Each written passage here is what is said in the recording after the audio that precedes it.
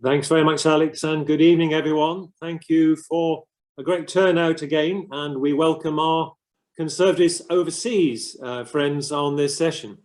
This is the 32nd hot seat session and the 11th that has been held virtually. And this evening, we're delighted to welcome Mark Harper. Before he entered Parliament, he was Chartered Accountant with KPMG and then set up his own practice, and has been the MP for the Forest of Dean since 2005. And I think it's testimony to his commitment to his constituency that his share of the poll over those years has gone up from 41% to a touch on 60% in 2019. He was Chief Whip after the 2015 election, and as we all know, stood for the leadership in 2019. It was clear from the early days that he was going to be a rising star. He's the chair of the COVID recovery group. And what's impressed me is, and many others, is the dignified, courteous and constructive way in which he has represented, shall we say, alternative views on the COVID situation, the risks to business and the lockdown challenge. When I've spoken to some of his colleagues, they've described him as very articulate, organised, well-researched, authoritative, and a true Conservative. Ladies and gentlemen, it's great to have Mark with us. And Mark, over to you. Great. Well, Dawn, thanks very much indeed for that introduction. Very generous. I was very worrying when you start saying you've spoken to my colleagues and you wonder what you're going to say. Let me just start. I think let me just say a bit about the COVID recovery group and how it sort of came into being, because it'll enable me to set out the point of it, what it's not about, because we do sometimes get, in fact, we never get introduced in the media. We always get descriptive words stuck in front of it, like lockdown skeptic or something else. So it's been quite uncomfortable with me. You set out my history. So as a former government chief whip, I am naturally loyal, and I'm loyal to the party. But sometimes you do have to just stand up and say what you think is right, if you think it is sufficiently important. And if you think the government isn't getting everything entirely right. And I'm being quite generous to the government. The last year, or last 19 months, has been incredibly difficult. And frankly, it would have been surprising if the government had got everything right. It's largely got things right, I think. Some of the economic support, the packages that the Chancellor rolled out to defend jobs and keep businesses functioning. Frankly, if we hadn't done that, it would be a disaster, frankly. So I think government's got a lot right, but it hasn't got everything right. And I think sometimes you've got to call it as you see it and challenge and ask some of the questions. Of course, normally in our system, the opposition is supposed to do that. And even if the opposition ends up agreeing with the government, it is supposed to put the government through its paces, ask tough questions, challenge ministers to provide evidence and set out the case for something. And I think anyone who's been observing what's been going on over the last 19 months will know that whatever Keir Starmer is or isn't, he hasn't been providing that challenge, asking those tough questions. He's basically been saying every time the government's proposed something, he's basically said, well, could we do that for longer or deeper or more harshly? And he hasn't really challenged the government on any evidence about why it's doing what it's doing. And so someone's had to do that, and that's where we came in. And several people have said to me, well, how did you sort of get involved with this? And it all goes back to last autumn. And you may remember we had that week where there was a lot of debate about whether we should or shouldn't have a second lockdown in October, November. And you may remember that Friday when there was this was the day before the Prime Minister announced a second lockdown. And there were some slides leaked out to our dear friend Laura Koonsberg from the BBC. And that supposedly said the NHS was going to collapse in a matter of a week or two. I didn't find that very credible. My local NHS in Gloucestershire had just told us that it was going to be tough but manageable, and we pushed them quite hard on that. And they'd said they were comfortable that they could cope. And this was, of course, before we knew about what's now known as the Alpha variant, the Kent variant of COVID.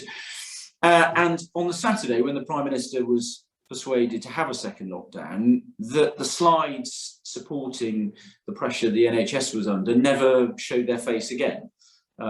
They were not stood up.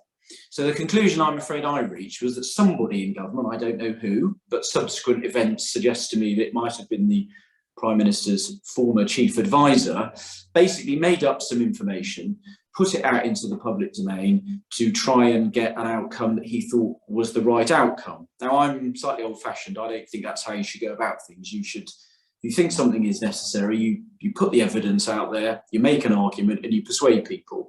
And if the argument is strong and the case is strong, you'll persuade people. And if the evidence isn't there, you shouldn't be doing it. And that was kind of what got me involved. I didn't find the case for the second lockdown to have been made. I didn't support it. And I made the argument that the government should properly balance the costs of a lockdown against the costs of not having one, and weigh them up and make an assessment, recognising it could never get a 100% perfect answer.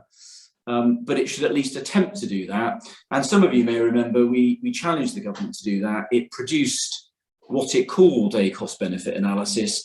And you may remember that our friends in the media took about 5 minutes, and I'm not exaggerating, to basically say it wasn't worth the paper it was printed on. So I'm afraid that's where I sort of, I parted company with the government a bit, but I've always been driven by the evidence. So when we got to January, and it was very obvious that we were facing a very difficult position, the NHS was under great threat, I didn't oppose the third lockdown.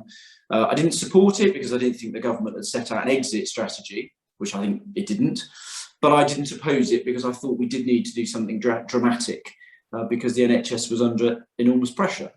And then subsequently, drawing towards the end of the story, we got the vaccine rollout going at pace. The vaccines are clearly a game changer. They are incredibly effective, probably the most effective vaccines that have ever been developed.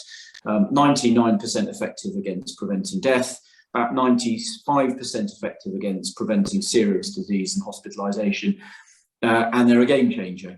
And what we then did was argue that as you rolled out vaccinations to the groups that were at threat, you could then open up the economy. We made a strong argument. You'd start with schools on March the 8th, which is when the top 4 groups had been vaccinated, and then you'd move at pace until the top 9 groups had been vaccinated. So very much moving with the science and the vaccine protection. We persuaded the government on the starting point. The government moved in the right direction, but a bit slower than we would have hoped. But I think we've now got to the position where we can see that vaccines work. We've got fantastic vaccine uptake amongst most groups in the population, certainly all the groups at risk, it's over 95%. And actually young people, I won't actually hear a word said against them. Our vaccine uptake amongst younger people is extraordinarily high. So over 80% for the 18 to 24-year-olds. If you take the population over 16 as a whole, 89% have had a first dose, 82% have had a second dose. So I think we've done incredibly well compared to most parts of the world. And that means we can go about our business as we want. Does it mean that no one's going to die of COVID or go to hospital? No, it doesn't. COVID's going to be with us forever. It's going to be an endemic disease like flu. Every year people will catch it. Some people will be ill and some people tragically will die, just like with flu. But we don't shut down the country and use lockdown as an NHS demand management tool. We expect the NHS to respond to the challenges it faces and deal with them. And now that we've protected the population with vaccination, that's what we need to do. So that's a potted history of how we've got here. Very happy to answer questions on that. Just on some non-COVID things, just in case you think I only rebel against the government. On most other things, I've been a very strong supporter of the government, and actually on one of the central issues, which I think we're going to be facing in the autumn, and a couple of weeks after we get back in Parliament after the conference recess, the Chancellor's going to be setting out the budget and a spending review. We're going to have to make some very tough choices about the economy. And I've been a very, very strong supporter of the Chancellor and the need to take tough decisions. We spent the most extraordinary amount of money over the last 19 months. We've borrowed £400 billion, which you can do in an emergency. In an emergency, you can do extraordinary things, but you can't keep doing them. And we've got away with doing it because the markets know it's an emergency. But as you get back into peacetime, as it were, we're going to have to get the budget back into balance. We are going to have to make choices as Conservatives. We're going to have to make some choices about what we spend money on, some priorities. So that means saying yes to some things, but saying yes to some things means saying no to other things. And it's going to be very tough. So actually, one of the things I'm probably going to end up doing is supporting the government against some of my colleagues who haven't got the hang yet of saying no to people and making tough decisions. So I was a very strong supporter of the government's choices on cutting aid spending, because I think we have to do that. And I have supported the tax rise for social care because we have just made a decision to extend the role of the state permanently. And if you do that, you have to pay for it. You can't just keep borrowing the money. The big challenge on that for us is to make sure the money, which is going to the health service first and then social care, does actually clear the backlogs and then does actually go to social care. And if we go into the next election, having put up taxes, but we have got the NHS fixed and we fix social care, I think the public will, worst case, not punish us.